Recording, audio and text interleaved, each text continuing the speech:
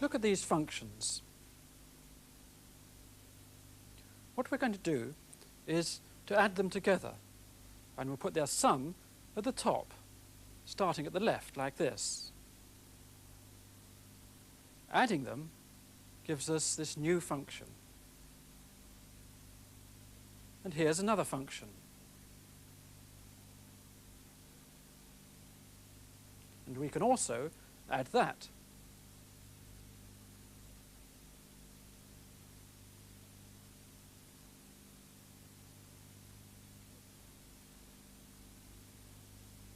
And here's another. This one's a very shallow curve, so it won't make that much difference when you add it in. But if you look closely, you'll see that what happens is that it just smooths out the ripples. So now we've got a function that looks rather different from any of the functions that we started with.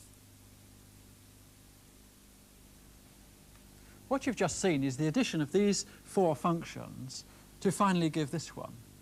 Actually, this final one isn't quite as straight as this, but the wiggles in the graph are so small that they don't show up on a drawing on this scale.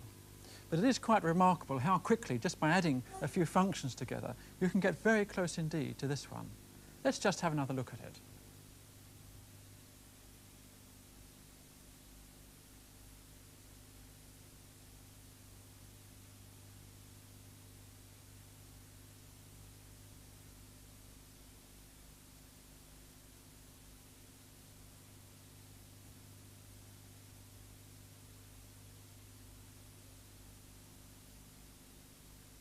This idea of adding functions to produce new ones is very useful when you're trying to approximate to a particular function using other functions drawn from a specified set. Now, we've been looking at functions, but this program is part of the linear algebra section of the course, and that's all about vectors. But you've already seen that you can think of a function in terms of vectors. And that's what we're going to be doing today. We're going to be looking at a vector space of functions, and we're going to be considering a particular problem. But you'll see in the text that it's only one of a whole class of related problems. But what I want to do first of all is to give you a geometric image, a picture that you can carry in your mind when you're looking at these other problems, and that we'll be using time and again throughout the program. Basically, all the problems reduce to this. What we've got is a point P in a vector space specified by a vector P. And we've got a subspace. And the problem is to try to express as best we can this point P using only vectors in the subspace. It's a bit like the problem of two-dimensional man trying to get an interpretation of 3 space. Two-dimensional man would have a limited interpretation of 3 space in which his own world would be a subspace. His movements would be limited, confined to rotations and to translations in the plane of his own space.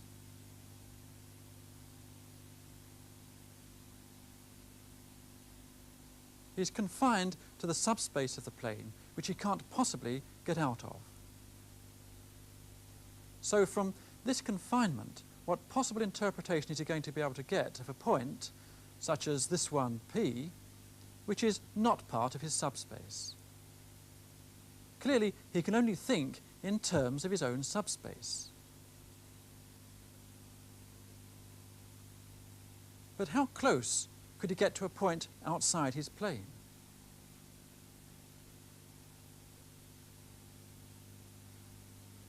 The closest he can get to P would be here, the perpendicular projection from P onto his plane. Now, I can take an outside view of the problem. This subspace is the world of two-dimensional man. Here's the point P. Q is the nearest the man can get to the point P, and Q is just the perpendicular projection from P down to the subspace. And clearly, that could be specified by a vector, which we'd obviously label little q. And then this vector, perpendicular to the subspace, will just be P minus Q. Now remember, what I'm trying to do is this. I'm trying to specify this vector Q. And to do that, we just look to see what characterizes Q, what's special about it. Well, what's special about it? That this vector, P minus Q, is orthogonal to the subspace. Now, to be orthogonal to the subspace means it's orthogonal to every vector in that subspace. So I could pick a couple of vectors. I could call this one, say, v1, and have another vector, v0. And since this vector, p minus q, is orthogonal to the subspace, it's orthogonal to v0 and to v1. Now, that's something that we can express algebraically, because two vectors are orthogonal if their dot product is 0. That means we can now express the condition on Q algebraically by two equations. These two equations simply tell us that P minus Q is orthogonal to V0 and it's orthogonal to V1. Now, we can go one step further. We can express Q like this as a linear combination of the two vectors V0 and V1. In other words, what I'm doing is to use V0 and V1 as a basis for my subspace. Then what I've got to do is to calculate these coefficients A0, A1. As soon as I know those, then I'll know the vector Q. And all I've got to work with are these orthogonality relations. So just how do I use those orthogonality relations to calculate A0 and A1? Well, here's Robin. Well, these coefficients A0 and A1 are very important, and we're going to spend some time looking at them. They're actually called Fourier coefficients after the French physicist Joseph Fourier, who introduced them while looking at the conduction of heat. Well, how do we calculate them? We calculate them using the orthogonality relations that Norman told you about. Here are the orthogonality equations, and we want to calculate A0 and A1. So let's start off with the first orthogonality equation, and that's going to give me A0. I've written out some of the calculations already, so let's go through the steps. First of all, we rewrite this in this form, P dot V0 equals Q dot V0. And then we can actually substitute in this expression for Q, Q dot V0. We now expand this dot product to give two terms. Here's the first term corresponding to this, and here's the second term. So this is all equal to P dot V0. Well, that equation holds for all bases, V0 and V1, but as you remember, we can often simplify calculations by taking orthogonal bases. So let's make V0 and V1 orthogonal and see what we get. If V0 and V1 are orthogonal, then this dot product is just 0. And we're left with this. And we can calculate A0 just by dividing by this. So A0 is this over this. A0 equals P dot V0 over V0 dot V0. So that's A0, which we found by looking at the first orthogonality relation. And the obvious thing now to do is to look at the second orthogonality relation, and that'll give us A1. We can go through the same sort of calculations, and we end up with a very similar answer. What we get, in fact, is that A1 is equal to P dot V1 this time over V1 dot V1. A very similar sort of equation. So that's the Fourier coefficients A0 and A1. Now, as I've already hinted earlier, Fourier coefficients are very important because they crop up in a whole variety of circumstances, but they always crop up in much the same way. What you're trying to do is to approximate to a vector P using a vector Q and an orthogonal basis. What we've got to do now is to apply that idea, but to make a conceptual leap, because we want to go back to our original problem, which you remember was posed in terms of functions. But I want us to keep in mind our original geometric image that we had. Now this time, you've got to free your mind and use your imagination, because although this looks very geometric, I want you to think of this subspace as being a subspace of functions. And what we're on about now is trying to approximate to a given function P by a function Q in this subspace. Now, if we're to use the same ideas that we've been developing so far, that means that we've got to find two functions, V0 and V1, which are orthogonal, which we're going to use as a basis. Well, that's fine. It sounds very easy, but what do we mean by orthogonal functions? How can we talk of two functions as being orthogonal? we've already met the idea of a vector space of functions, but so far we've not had a dot product of functions, so we can't really talk of functions being orthogonal. So that's our next step. We've got to try to think what we could mean by the dot product of two functions. If we could do that, then we could interpret these relationships where P, V0, and V1 are all functions. But just how do we define the dot product? Well, if f and g are functions, we define their dot product like this. F dot g is got by multiplying them together and integrating from minus pi to pi. So, for example, if f of x is x and g of x is x cubed, then the dot product f dot g is the integral of their product x to the fourth, and that's just 2/5 pi to the fifth. And now we know how to define the dot product, we can say when two functions are orthogonal. That's when their dot product is 0. And an important example of that we've got here. If f is 1 and g is cos x, then these functions are orthogonal. Why is that? Because f dot g is the integral of 1 times cos x, and because we're integrating from minus pi to pi, this integral is just 0. So we can use the functions 1 and cos x as an orthogonal basis. They're orthogonal, so let's use them as our basis, and we'll use them for v0 and v1. And remember, we've got to find the function q, which most closely approximates p. So v0 is 1, v1 is cos x, and for the function p, we're going to take mod x. That's a v-shaped function that you saw at the beginning of the program. So what we've got to do now is to find the corresponding Fourier coefficients, a0 and a1. Well, let's look at a1. We've got to calculate p dot v1 and v1 dot v1. And p dot v1 is just this integral of p times v1. v1 dot v1 is just the integral of cos squared. So a1 is just this quotient of integrals, and if you work it out, what you get, in fact, is minus 4 over pi. And we can do exactly the same thing for a0. It's a quotient of integrals, and if you actually work out these integrals, then the answer turns out to be pi over 2. So we now know a0, a1, v0, and v1, and we can put them all up here to give us q. And this is what we get. Q is pi over 2 minus 4 over pi cos x. And that's the closest approximation we can get to the function mod x by taking a linear combination of 1 and cos x. Well, let's now see how good an approximation it really is. This is the function mod x from minus pi to pi. And this is the function cos x from minus pi to pi.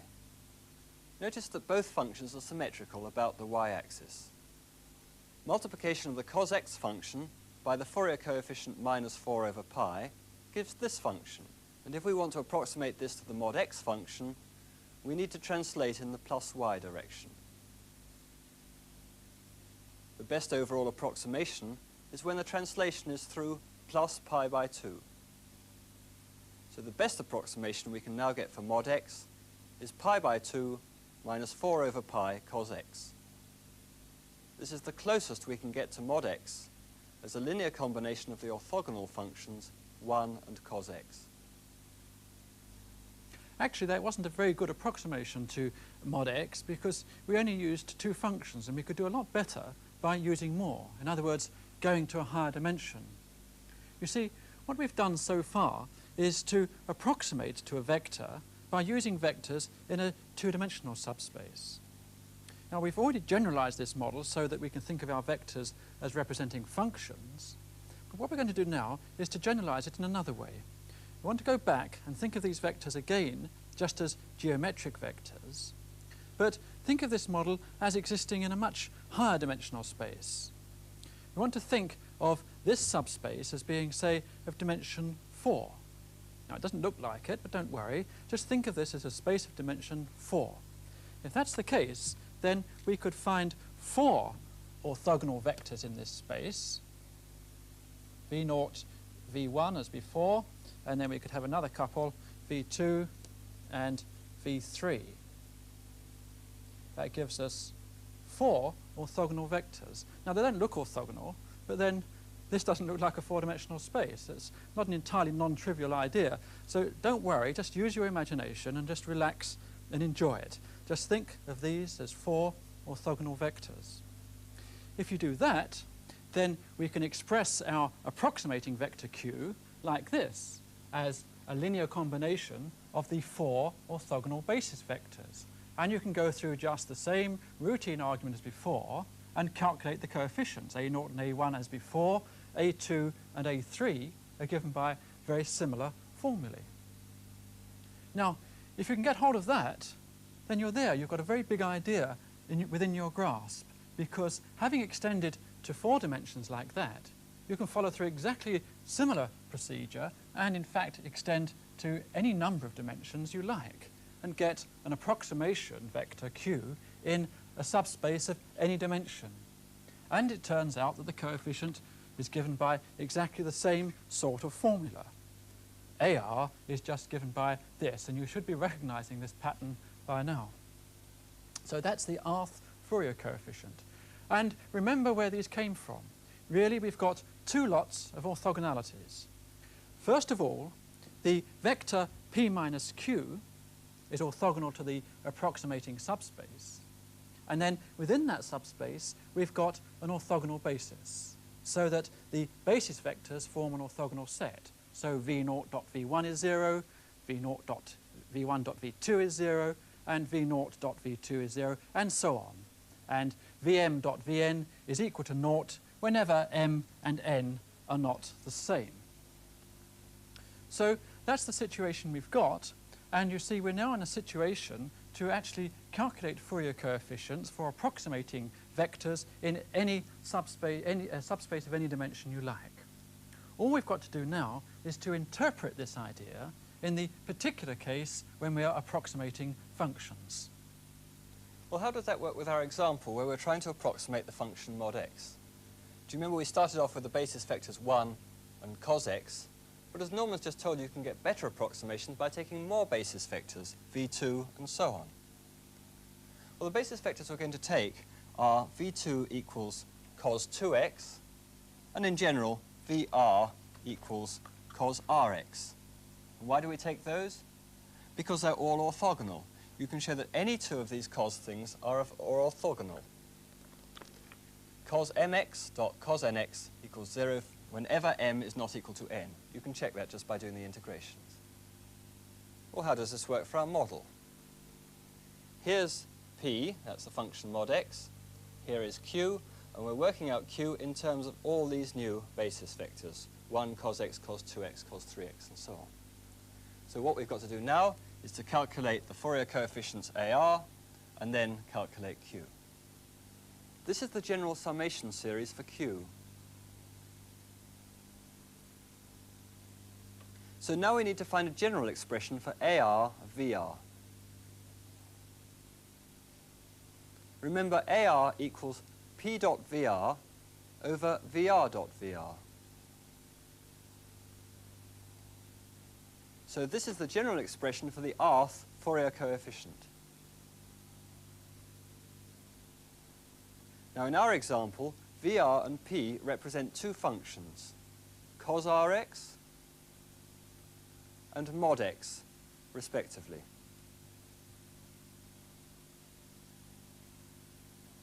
In terms of our definition of the dot product of two functions, our general expression for AR becomes an integral representing P dot VR divided by the integral representing VR dot VR.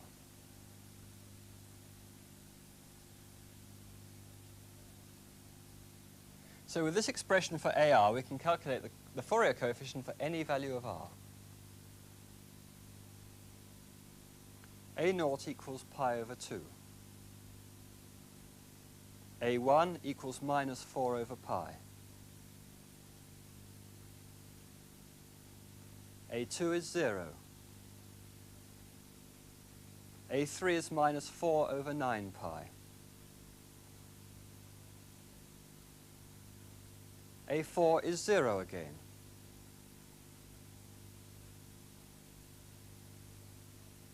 And we carry on in this way until we get a whole set of coefficients.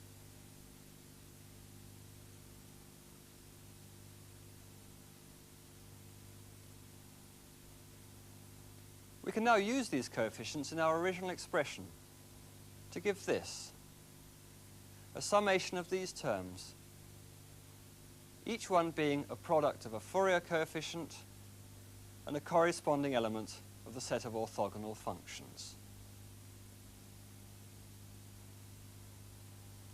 For example, for this term, the coefficient is minus 4 over 49 pi, and the function is cos 7x. So this is our expression for q, approximating the function mod x. Let's see what it looks like. This is the function mod x. And this is a first approximation, pi over 2 times the function 1. A function orthogonal to this is cos x. Multiply by minus 4 over pi, the Fourier coefficient.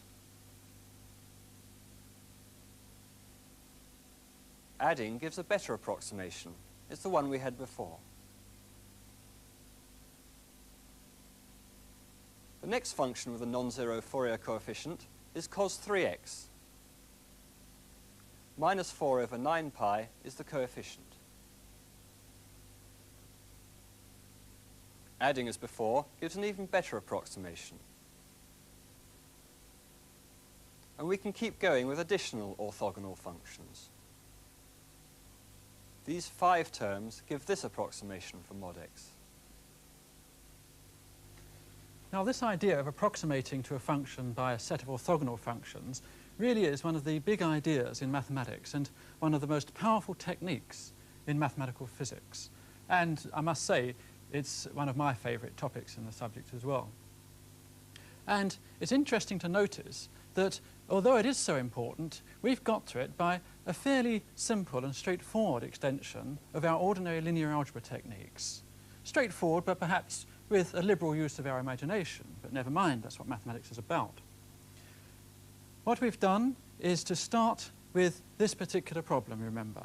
We had a point, P, a subspace, and the problem was how to find a point in that subspace which gives us the best approximation we can to the point P.